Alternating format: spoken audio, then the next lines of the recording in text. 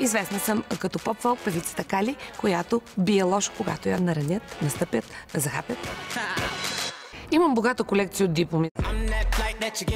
Джаз пеене, манекенство, английски език, испански език, шлосърство, строгарство, заварчик, технолог на цветни метали, бакалавър философия, магистър по трудоорганизационна психология. 10! Аз съм един образован човек. За първи път се качих на голяма сцена платформа от Трактор, когато бях на 5 години и от тогава до днес не мога да се запра.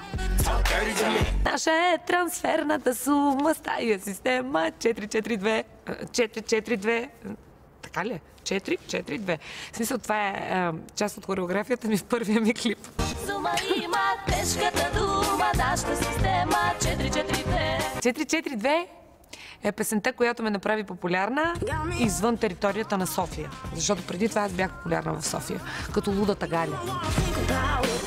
Паля много бързо, като спортен автомобил, съм от италианските. Жалко е, че аз съм 75 набори, няма резервни части за мен. Всички платки са ми изгоряли, централният ми бушон е гръмнал. Освен с музиката си, съм известна и с това, че избирайки да бъда щастлива, водя за живот, който за по-голяма част от клишираното ни общество е скандален. Аз не плащам данък, обществено мнение.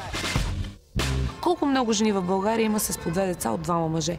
И какво? Страх ни е да продължим нататък? Намерихте принца? За всички ли е така? За мен не беше така. И затова продължих нататък. Искам да ви кажа, че ако не съм щастлива, продължавам нататък. Вкъщи с 3 момчета на 3 различни възрасти мога да го нарека не дом, ами психодиспансер.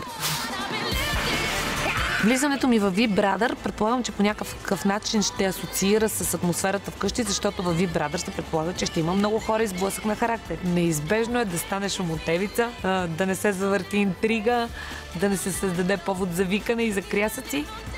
Само, че мен това не би ме притеснило, защото аз живея в такъв дом. Аз живея във Vip Brother. Това, което не мога да понесам хората е лъжата. Страхливци мразя хора мишки.